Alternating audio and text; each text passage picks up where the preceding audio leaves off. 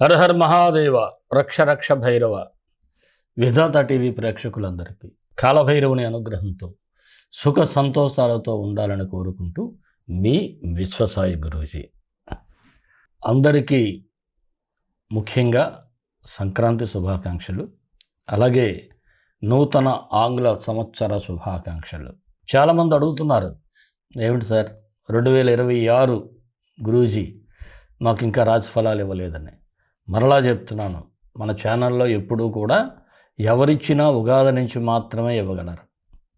మనం కూడా ఉగాది ముందు అద్భుతంగా ఇచ్చుకుందాం, దాని గురించి అయితే ఎవరు వర్రీ కావద్దు. అలాగే జనవరి 2వ తేదీ మన పీఠంలో, మన దేవాలయం పీఠంలో శుక్రవారం, ఆ రోజు 6:30 తర్వాత పౌర్ణమి గడియలు వస్తున్నాయి. అలాగే ఆరుద్ర నక్షత్రం కూడా రాత్రికి ప్రవేశిస్తుంది. ఆరుద్ర నక్షత్రం అంటే పుష్యమాసంలో చాలా అద్భుతమైనటువంటి నక్షత్రం. ఎందుకు? మహాశివుడు జన్మ నక్షత్రంగా ఆరుద్రనే భావిస్తారు. అందువలన ఆ రోజు ఆ రాత్రి సమయంలో ఇక్కడ మన పీఠంలో హోమం జరుగుతుంది, రుద్రహోమం. అలాగే స్ఫటిక శివలింగేశ్వరునికి అభిషేకాలు జరుగుతాయి. స్ఫటిక శివలింగం అంటే కర్మదోషాలను తొలగించేటువంటి అద్భుతమైనటువంటి ప్రక్రియ. ఇలాంటి రోజున మనం ఇక్కడ మీ పేరుతో హోమం కానీ అభిషేకం కానీ చేయించుకోవటం వలన అనేకమైనటువంటి మీ యొక్క లక్ష్యాలు, కోరికలు నెరవేరుతాయి. ఆ లక్ష్యాల కోసం, కోరికలు నెరవేరడానికి, ఇబ్బందులు ఎటువంటి ఆటంకాలున్నా పోవటానికి కూడా, ఏ పరిస్థితుల్లో కూడా ఎలాంటి ఆటంకాలైనా సరే తొలగిపోవటానికి ఆ రోజు ప్రతి ఒక్కరూ పరోక్షంగా ఈ కార్యక్రమంలో పాల్గొనండి. మీ గోత్రనామాలు ముందుగా రిజిస్టర్ చేయించుకోండి. మనకు కింద స్క్రోలింగ్లో ఒక నెంబర్ డిస్ప్లే అవుతుంది. ఆ నెంబర్కి వాట్సాప్ మెసేజు మీరు పెట్టినట్లయితే వివరాలు తెలియజేయబడతాయి. మీ అందరికీ చాలామందికి తెలిసిందే, మన పీఠంలో ప్రతి అమావాస్యకి, పౌర్ణమికి రెగ్యులర్గా జరుగుతూ ఉంటాయి. చాలామంది పరోక్షంగా పాల్గొంటూ ఉంటారు. చక్కగా వారికి అనేక విషయాల్లో విజయాలు కూడా చేకూర్చడం కూడా జరుగుతుంది. అలాగే మీకు తెలుసు, మనకి గోసేవ, అన్నప్రసాద సేవ కూడా ఉంటుంది. దీనికి కూడా మీరు చక్కగా పాల్గొని, ఈ కార్యక్రమం అనంతరం మనం చేస్తూ ఉంటాం కాబట్టి అందరికీ కూడా ఈ పుణ్యం ప్రాప్తి లభిస్తూ ఉంటుంది. అందరికీ ఈ పుణ్య ప్రాప్తి లభిస్తుంది కాబట్టి ప్రతి ఒక్కరూ కూడా పరోక్షంగా పాల్గొనే ప్రయత్నం చేయండి. మీకు ఈ 2026లో చాలా అద్భుతాలు జరుగుతాయి. మరి మరొక విషయం ఏమిటి అంటే, 2వ తేదీ రాత్రి మనకి హోమం జరుగుతుంది.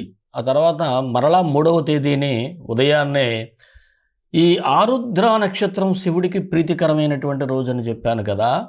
ఆ రోజున ఎవరైనా సరే నదీ స్నానాలు చేసినా, దాన ధర్మాలు చేసినా, అశ్వమేధయాగం చేసినటువంటి పుణ్యం లభిస్తూ ఉంది. దీన్నే శివముక్కోటి అని కూడా అంటారనమాట. అందువలన ఈ 3వ తేదీ 2026 అంటే రేపు శనివారం నాడు ప్రతి ఒక్కరూ కూడా మీకు దగ్గరలో ఉండే శివాలయాన్ని దర్శనం చేసుకుంటే చాలా బాగుంటుంది. ఇంకా ఎవరైనా ఇక్కడికి రాగలిగితే స్ఫటిక శివలింగేశ్వరుని కూడా మీరు ఆ రోజు 3వ తేదీని దర్శనం చేసుకునేటువంటి అవకాశం అందరికీ ఉంటుంది. ఆ పరమేశ్వరుడు అందరికీ ఆయురారోగ్యాలు ఇవ్వాలని మనస్ఫూర్తిగా కోరుకుంటూ, మరి మన వీడియోలు మీకు నచ్చినట్లయితే లైక్ చేయండి, అందరికీ షేర్ చేయండి. అలాగే ఎవరైనా సబ్స్క్రైబ్ చేసుకోకపోతే సబ్స్క్రైబ్ చేసుకోండి. రాశిఫలాల్లోకి వెళ్ళిపోదాం. కుంభరాశి జనవరి 1 నుంచి 15 వరకు కుంభరాశి వారికి ఎలా ఉంటుందో ఒకసారి పరిశీలిద్దాం. భవిష్యత్తు ప్రణాళికలని నిర్మాణాత్మకంగానే చేస్తారు. చాలా చక్కగా ముందుకి వెళ్తూ ఉంటారు. ఇంకా లాభస్థానంలో 4 గ్రహాలు ఉన్నాయి: రవి, కుజ, బుధ, శుక్ర. అలాగే గురువు కూడా 5వ స్థానంలో కూడా ఉండి యోగిస్తూ ఉన్నాడు. మనోధైర్యంతో ముందుకు వెళ్ళినట్లయితే మీకు అన్ని సత్ఫలితాలే కనిపిస్తూ ఉన్నాయి. అయితే ఒక వ్యవహారంలో మాత్రం మీకు మిత్రవర్గం కావచ్చు, బంధువర్గం కావచ్చు, ఎవరో ఒకరు సహాయ సహకారాలతో ముందుకు నడిపేటువంటి ప్రయత్నం అయితే కనిపిస్తూ ఉంది. నూతన వస్తువులు కొనుగోలు కూడా చేస్తారు. వస్త్ర వస్తువులు ఏదైనా కొనుగోలు చేసుకోవటం, బంధుమిత్రులతో కలిసి విందు వినోద కార్యక్రమాల్లో పాల్గొవటం, చిరకాల మిత్రులు కలవటం కూడా జరుగుతుంది. అయితే అనవసరమైనటువంటి ఖర్చులు ఇక్కడ కనిపిస్తూ ఉన్నాయి. కొద్దిగా జాగ్రత్తగా ఉండాలి, లేకపోతే అన్నెసరీ ఎక్స్పెన్సెస్ పెరిగిపోతాయి. అలాగే ఏదైనా ఒక పని చేసేటప్పుడు స్పష్టత ఉండాలి. ఎవరో గాలి మాటలు విని మీరు ఆ పనిలో దూకేయటం కూడా అంత మంచిది కాదు. ఎందుకంటే ఒక్కొక్కసారి టైం కూడా ఫేవరబుల్గా ఉండేటప్పుడు కాస్త హుషారు ఎక్కువైపోతూ ఉంటుంది. ఆ హుషారులో ఏవేవో తప్పులు చేస్తాం. అదే టైం బాగలేనప్పుడు మాత్రం మళ్ళీ కింద పడిపోవటం, లబోదిబోమంటాం, భగవంతుడి మీద నిందలు వేసేయటం. మనకి భగవంతుడి బ్రెయిన్ ఎందుకు ఇచ్చాడు? ఆలోచించటానికి. మీకు మీరు ఆలోచించుకొని ఏ ప్రయత్నమైనా చేయండి. రుణ ప్రయత్నాలు చేసేవారికైతే కదలిక ఉంటుంది. కోర్టు వ్యవహారాలు కూడా సానుకూలపడతాయి. కుటుంబ సభ్యులతో అనవసరమైనటువంటి వివాదాలు అయితే పెట్టుకోవద్దు. విదేశీ ప్రయత్నాలు చేసేవారికి మాత్రం కొంత సానుకూలంగా ఉంది. వివాహ ప్రయత్నాలు కూడా ముందుకు వెళ్తాయి. ఉద్యోగ ప్రయత్నాలు చేసేవారికి కూడా మీరు కొద్దిగా శుభవార్తలు వినేటువంటి సూచనలు ఉన్నాయి. రాజకీయ రంగం వారికి బాగుంది. మీరు ప్రత్యర్థులకు మీరు ఏదైతే ప్రణాళికాబద్ధంగా ముందుకు వెళ్తున్నారో, మీ ఐడియాలజీ ఏమిటో వాళ్ళకి అర్థం కాదు. వాళ్ళ ఎత్తుకు మీరు పై ఎత్తు వేస్తారు. వారందరూ కూడా మిమ్మల్ని చూసి తల పట్టుకునేలా చేస్తారు. ఇక ఉద్యోగస్తులకి బాగుంది. అధికారులకు కూడా మీరు కాస్త సజెషన్స్ ఇచ్చేటువంటి పరిస్థితి ఉంటుంది. వృత్తి వ్యాపారస్తులందరికీ అనుకూలంగానే ఉంది. కాన్ఫిడెంట్గా మీరు వ్యాపారాలు ముందుకి తీసుకుంటూ వెళ్తే లాభాలు సంపాదిస్తారు. ఇక పార్ట్నర్షిప్ బిజినెస్ చేసేవారికి బాగుంది. కొత్త ఒప్పందాలు చేసుకుంటారు. విదేశాలలో మేము మార్కెట్ వ్యాప్తి చేయడానికి కూడా ముందుకు వెళ్తారు. షేర్ మార్కెట్ అయితే స్వల్ప కనిపిస్తూ ఉన్నాయి. చిరు వ్యాపారస్తులకు కూడా లాభాలు అందుకుంటారు. కళారంగం వారికి కూడా, అంటే టీవీ, సినీ, ఇతర కళాకారులకి కాస్త ఆశాజనకంగా ఉంది. కాకపోతే ఈ రాశివారు ఆరోగ్యపరంగా జాగ్రత్త తీసుకోవాలి. లంగ్స్ ఇన్ఫెక్షన్స్ ఉంటాయి, రావటానికి అవకాశం ఉంది, ఉంటాయని కాదు. అలాగే ఉబ్బసం, ఆస్తమా అది ఉన్నవాళ్ళు కాస్త జాగ్రత్తగా ఉండాలి. విద్యార్థులకైతే మంచి జోష్గానే ఉంటారు. ఆ జోష్ చదువు మీద పెడితే ఇంకా బాగుంటుంది. ప్రేమికులకు కూడా బాగుంది.